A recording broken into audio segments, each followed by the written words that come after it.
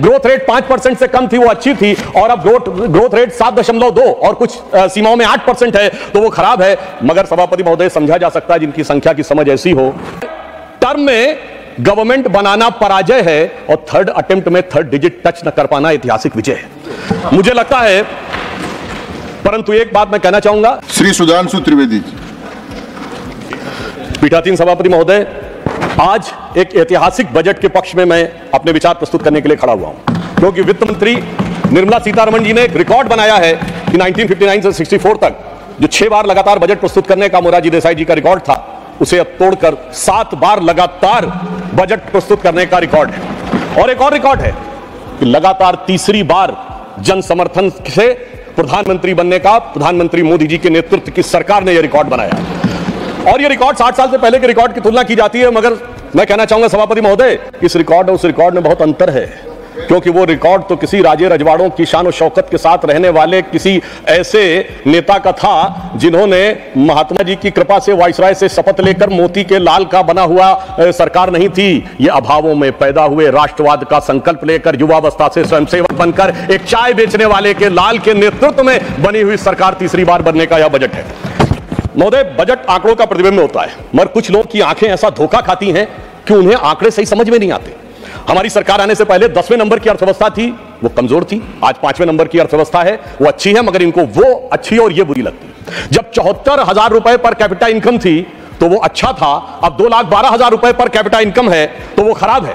10% महंगाई अच्छी थी, 5% महंगाई खराब है। ग्रोथ रेट 5% से कम थी, वो अच्छी थी, और अब ग्रोथ रेट 7.2 और कुछ सीमाओं में 8% है, तो वो खराब है। मगर सभापति महोदय, समझा जा सकता है जिनकी संख्या की समझ ऐसी हो कि 99 बड़ा है और 240 छोटा है, 22% वोट अच्छा है, 38% वोट कम है, तो वो सहज ही समझा जा सकता है कि इतना तो कम से कम उनको अख्तियार मिला है कि पहली बार नेता प्रतिपक्ष का पद उनको मिला है। इस बात के लिए मैं उनको शुभकामना देना चाहता हूं। और राजीव शुक्ला जी ने अभी एक शेर बोलते हुए कहा था ना कि वो शोहरत आई है, वो गई भी हो सकती है, तो वो जिस ढंग के लहजे और जिस ढंग के तेवर दिखा रहे हैं, उनके लिए मैं कहना चाहूंगा, हमारे यूपी की एक शायरा है, इमरान प्रताप बड़ी जी को याद होगा, उनकी बड़ी फेमस नज्म है कि खामोश लब हैं, झुकी हैं पलकें, दिलों में उल्फत नई नहीं है। मगर यहां तो उल्टा है, गुस्ताख लब हैं, तनी है बौहें, दिलों में नफरत नई नहीं है। मगर उसके आगे की लाइन है, जरा सा कुदरत ने क्या नवाजा जो आके बैठे हो पहली सफ में, यानी फर्स्ट रो में।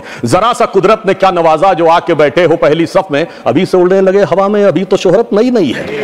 तो अब मैं कहना चाहूंगा कि उनको हवा से उतारकर धरातल का कुछ इतिहास बताना चाहता हूं।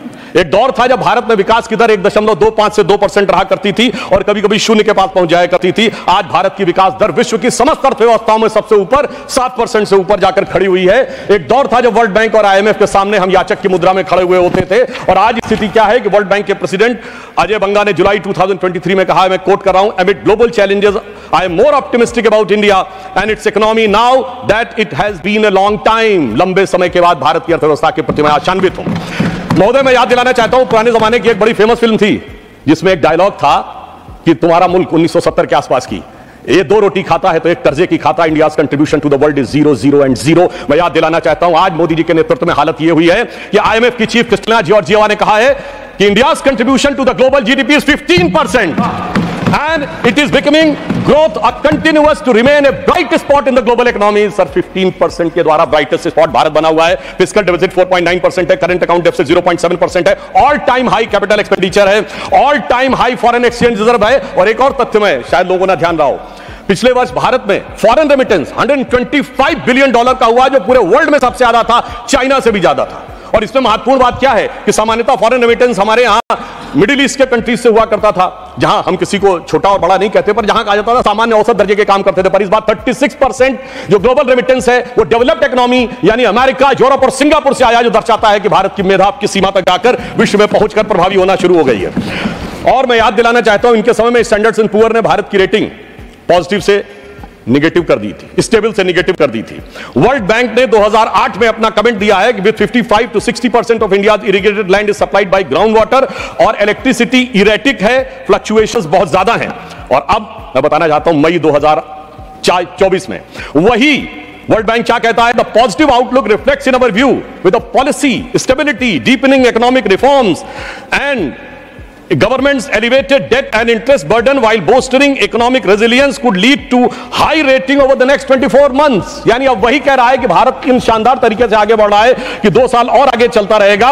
और 2018 में जो वर्ल्ड बैंक ने कहा था वो आज कह रहा है 2018 में, अब तक तो लगभग 100% हो गया है, कि 85% population has accessibility to electricity. और मैं अपने विरोधियों के लिए बताना चाहता हूं कि ब्लूमबर्ग ने अपने इकोनॉमिक्स में कहा है अपने रिपोर्ट में कि in the best case scenario, India's economy will accelerate by the rate of 9% by the end of this decade, and China will slow down to 3.5%. So that puts India on the course to overtake China by the beginning of the next decade.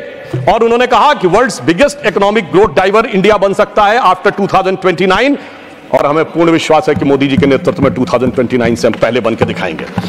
और उन्होंने यह भी कहा in the most pessimistic scenario if India grows by 6.5% by 2037 India will be able to overtake China. मगर महोदय मैं ये बताना चाहता हूं इन द पेसिमिस्टिक सिनेरियो, यानी अधिक निराशाजनक ढंग से भी सोचे तो 2036-37 में आगे हो जाएंगे। मगर महोदय ये बात कैसे उन लोगों को समझ में आएगी जो लोग, वित्त मंत्री महोदया ने चुनाव से पहले, बजट से पहले एक रस्म होती है जो हमेशा से एक परंपरा थी हलवा बनाने की, उसके ऊपर भी लोग कमेंट कर रहे हैं। कहा जा रहा है कि इसमें SC ST और OBC कहां पे हैं। वैसे तो हमारे शायद वित्त राज्य मंत्री उन्हें दिखाई नहीं पड़े, मगर मैं पूछना चाहता हूं, ये वो लोग पूछ रहे हैं सभापति महोदय जो 60 साल से खाते रहे हलवा और जनता को खिलाते रहे बलुआ। मैं पूछना चाहता हूं महोदय OBC की बात करने वालों से कि 53 में काका कालेलकर कमेटी बनी, 55 में रिपोर्ट आई और 55 से 77 तक 22 साल OBC खाता रहा बलुआ और ये खाते रहे हलवा। 1980 में मंडल कमीशन की रिपोर्ट आई, इंदिरा जी और राजीव जी की सरकारें आई, 10 साल तक OBC खाता रहा बलुआ और ये खाते रहे हलवा। जिन्होंने 4-4 पीढ़ियों तक खाया है हलवा, वो आज हमसे आके पूछ रहे हैं। वो तो मोदी जी जब आए तो OBC कमीशन को संवैधानिक दर्जा मिला, अन्यथा मैं हलवा और बलुआ वालों से पूछना चाहता हूं, बताएं 2014 में इनकी कैबिनेट में कितने OBC मिनिस्टर थे? 3 के भी नाम अगर बता दें तो ये दर्शाता है, मगर दर्शाने में कोई बहुत बड़ी समस्या भी नहीं है। आपको ध्यान हो, उनके लिए ये बजट एक चक्रव्यूह की तरह हो गया है। वो कहते हैं चक्रव्यूह और पद्मव्यूह समान है। पद्म मतलब लोटस यानी कमल, मगर महोदय मैं आपको बता देना चाहता हूं, आपके माध्यम से पूरे देश को बता देना चाहता हूं, उनकी ज्ञान के ऊपर महोदय पद्मव्यूह चक्रव्यूह अलग है।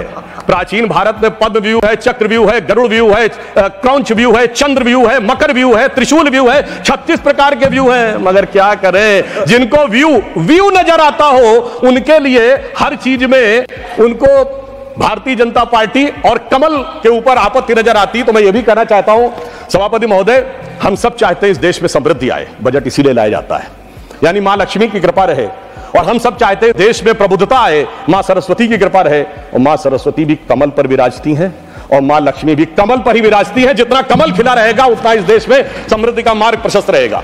अब मैं आगे भी बताना चाहता हूं, आज इंप्लॉयमेंट लिंक स्कीम आई तो कोई कहते हैं कि हम अचानक इंप्लॉयमेंट लिंक स्कीम आई, ऐसा नहीं था। प्रधानमंत्री जब 2014 में प्रधानमंत्री बने, उन्होंने शुरू से देखिए स्टेप बाय स्टेप, उन्होंने पहले जनधन अकाउंट खोले। लोगों ने कहा पैसा कहां से आएगा, उन्होंने कहा I am having in the mind, तुम खाते खोलो। DBT डायरेक्ट बेनिफिट ट्रांसफर आया, उसके बाद मुद्रा स्कीम आई, उसके बाद प्रोडक्ट लिंक इक्विटी स्कीम आई। अरे पहले प्रोडक्ट बनेगा, फिर विश्वकर्मा स्कीम आई, फिर आप देखिए आज एम्प्लॉय लिंक स्कीम आई है। जैसे जैसे हमारी समृद्धि बढ़ी, हमने जनता को श्रेय दिया। पहले 6,000 रुपए किसान सम्मान निधि थी, अब इस बजट में 12,000 की। पहले 10 लाख रुपए तक की मुद्रा योजना थी, अब 20 लाख की। और महोदय इनका हथियार है भ्रम और भय, हमारा है विकास और विश्वास। मैं याद दिलाना चाहता हूं कि इन लोगों ने मात्र 1.5 साल पहले इस बात का प्रबल प्रचार किया था कि SBI बर्बाद हो गया, LIC बर्बाद हो गया, HAL बर्बाद हो गया। तो मैं आपके माध्यम से सदन के संज्ञान में लाना चाहता हूं कि LIC ने पिछले क्वार्टर में 17,000 करोड़ रुपए का प्रॉफिट दर्ज किया है, जो LIC का ऑल टाइम हाई है। स्टेट बैंक ऑफ इंडिया ने पिछले क्वार्टर में 21,000 करोड़ का प्रॉफिट दर्ज किया है, जो प्राइवेट और गवर्नमेंट मिलाकर सबसे ज्यादा है। SBI का ऑल टाइम हाई नहीं है, इवन रिलायंस से भी ज्यादा है।